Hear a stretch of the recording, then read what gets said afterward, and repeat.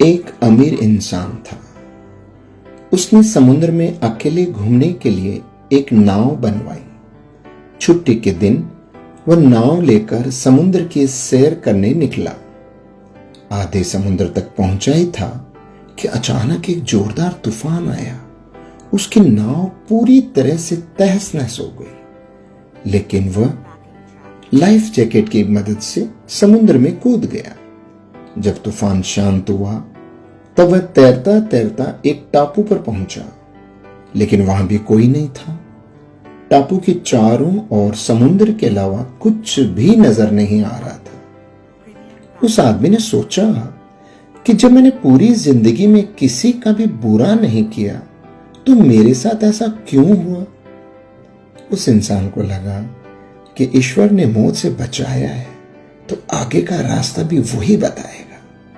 धीरे धीरे वह वहां पर उगे झाड़ फल पत्ते खाकर अपने दिन बिताने लगा।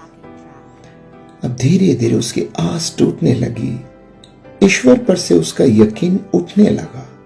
फिर उसने सोचा कि पूरी जिंदगी यही इस टापू पर ही बितानी है तो क्यों न एक झोंपड़ी बना लूं। फिर उसने झाड़ की डालियों और पत्तों से एक छोटी सी झोंपड़ी बनाई। उसने मन ही मन कहा कि आज से झोंपड़ी में सोने को मिलेगा, आज से बाहर नहीं सोना पड़ेगा। रात हुई कि अचानक मौसम बदला। बिजलियां जोर जोर से कड़कने लगी।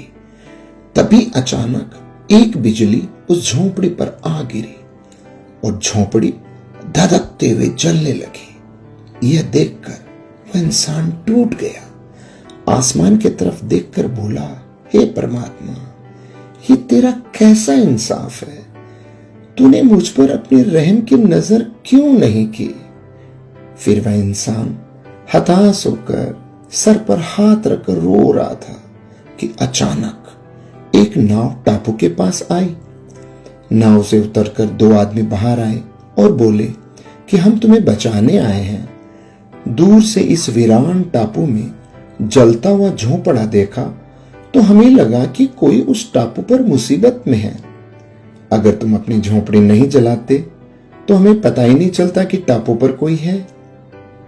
दोस्तों, उस आदमी की आंखों से आंसू गिरने लगे। उसने ईश्वर से माफी मांगी और बोला कि हे परमात्मा, मुझे क्या पता था कि तूने मुझे बचाने के लिए मेरी झोंपड़ी जलाई थी। यकीनन तू अपने भक्तों का हमेशा ख्याल रखता है। तूने मेरे सब्र का इम्तिहान लिया, लेकिन मैं उसमें फेल हो गया। मुझे माफ कर दीजिए। दोस्तों, ईश्वर अपने भक्तों से दूर नहीं है। उसे सब पता है कि अपने भक्तों को कब और कैसे देना है। उसकी रहमतों की बरसात तो हर पल हर घड़ी 24 घंटे हो रही है। बस कमी है तो हमारे विश्वास की। हमारा विश्वास ही है जो डगमगा जाता है। जब एक सांसारिक पिता ही अपने बच्चे को दुख तकलीफों में नहीं देख सकता तो जिस पिता ने इस सृष्टि की रचना की है वो भला कैसे अपने बच्चों को बीच मझधार में छोड़ सकता है।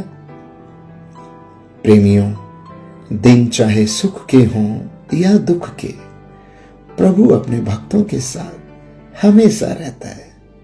राधे राधे।